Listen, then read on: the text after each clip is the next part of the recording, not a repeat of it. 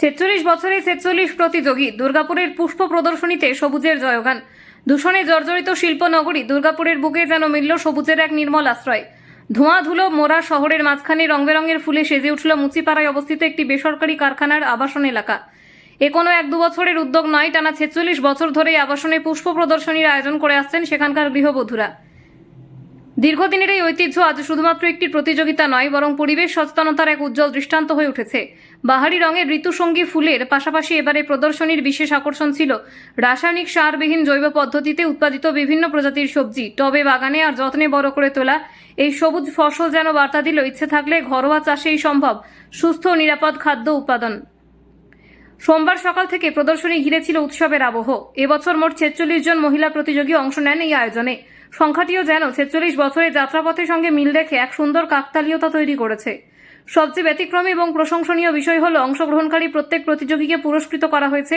প্রতিযোগিতার চেয়ে অংশগ্রহণ এবং ভালোবাসাকে গুরুত্ব দেওয়ার এই মানবিক উদ্যোগ সকলের মন জয় করে নিয়েছে। শিল্পনগরীর কংক্রিটের ভিড়ে এই পুষ্প প্রদর্শনী যেন প্রতি বছর মনে করিয়ে দেয় সবুজ শুধু সৌন্দর্য নয়, বাঁচারও ভরসা।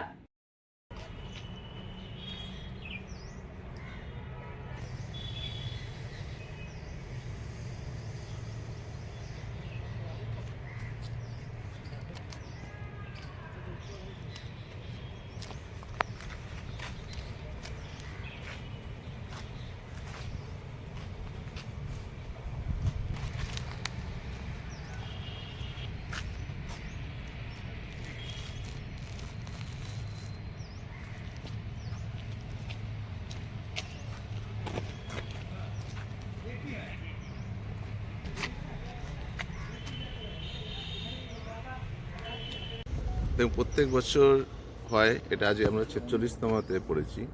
তো আজকে আমরা যে শুধু সৌন্দর্য বৃদ্ধি করার জন্য এই যে অ্যানুয়াল গার্ডেন কম্পিটিশন সেটা নয়, আমরা বলি টেকসই পরিবেশ, যাকে আমরা বলি সাস্টেনেবিলিটি, যেটা আজকের দিনে খুব প্রয়োজনীয়।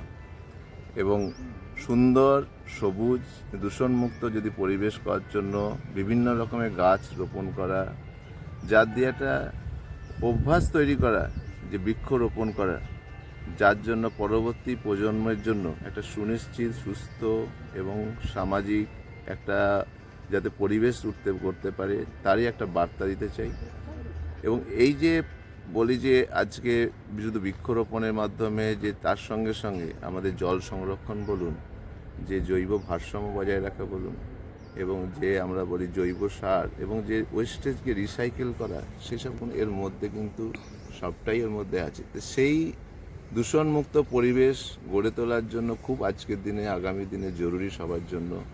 যেভাবে গ্লোবাল যে এনভায়রনমেন্ট চেঞ্জ হচ্ছে, সেই দিক থেকে এটা একটা প্রচেষ্টা আমাদের দিকে থাকে এবং একটা সামাজিক বার্তার মধ্যে থাকে। এটা মূলত মহিলারাই করে, মূলত মহিলারা থাকে। এবং আমাদের যে এমপ্লয়ি থাকে তাদের যেমন ডিউটি থাকার পরে যে সময়, যেমন কাল সানডে ছিল, সানডেতে সারাটা দিন যাদের যাদের অফ ডে ছিল, যে যেমন ডিউটি করে এসে তারা সাহায্য করেছে।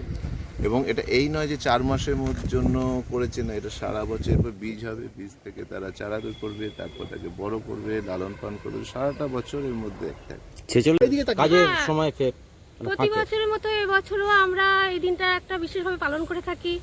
আমাদের আজ পিসিবিএল কেমিক্যাল লিমিটেডের কর্তৃপক্ষরাও আজকের এই দিনটাকে অনেক দিন থেকেই তাদের মাথায় পরিকল্পনা থাকে যে এই দিনটাকে একটু সুন্দরভাবে তুলে ধরার জন্য, এবং তারা আমরা সমানভাবে আমরা সেই কাজে আমরা সাহায্য করে থাকি। আমরা আমাদের বাগানকে প্রস্তুতি নিই, সারা বছর থেকেই আমরা প্রস্তুতি নিয়ে থাকি সাধারণত। তো বর্ষাকাল থেকে আমাদের শুরু হয় নানা রকম কাটিং তৈরি করা, নানা রকম গাছ কাটিং করে বিভিন্ন রকম হেজ লাগানো শুরু হয়। তো অক্টোবর মাসের প্রথম উইক থেকেই আমরা শুরু করি, চারা গাছ লাগানো শুরু করি।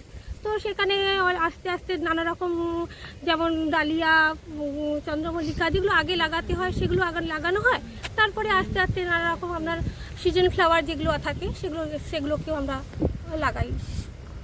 আচ্ছা, আপনারা তো প্রত্যেক বছর মহিলারা করছেন, তো আপনাদের বাড়িতেও তো বাচ্চা বা ছেলে মেয়ে আছে, তারা আগ্রহী হচ্ছে? একদম, ওইটা আমাদের মানে বিশেষভাবে আমরা পেয়ে থাকি। আমাদের স্বামীরা, হাজব্যান্ডরা যারা আছেন, তারা ডিউটি আওয়ার্সের বাইরেও তারা আমাদের হাতে প্রচুর আমাদেরকে সময় দেন।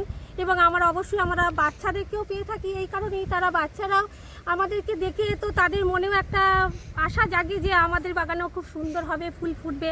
তো এটা তাদের একটা বিশেষভাবে তারা পাওনা, পড়াশোনার পাশাপাশি তারাও এটা সমানভাবে আগ্রহী হয়ে আছে। না, আমার বলার উদ্দেশ্য সেটা হচ্ছে যে বাচ্চারা ধরুন এখন বেশিরভাগই মোবাইলে আসক্ত, মোবাইলের পিছনে প্রচুর সময় দেয়, তার বাইরে কি এখানে পিসিবিএল এর বাচ্চা একদম একদম তাদেরকে আপনি অনেককে দেখবেন ছোট ছোট বাচ্চারা পাই ভাতে জল পর্যন্ত দিতে থাকে, হ্যাঁ, তো বাগানকে সুন্দর আগাছা বাঁচতে থাকে, পাতা কুড়োতে থাকে, তো তাদের কাছে এটা ভীষণ একটা ভালো লাগার জায়গা। বাড়ির কাজকর্মের পরে এমন সুন্দর বাগান তৈরি করা এরকম, হ্যাঁ, এটা তো একদম মানে আমরা এখানে আছি আবাসনটাতে, এটা আমাদের একটা বিশেষভাবে আমাদের একটা মানে সুন্দর একটা পরিকল্পনা মাফিক আমরা করে থাকি বলে আমাদের ভীষণ একটা আলাদা একটা পাওনা একটা আমাদের কাছে।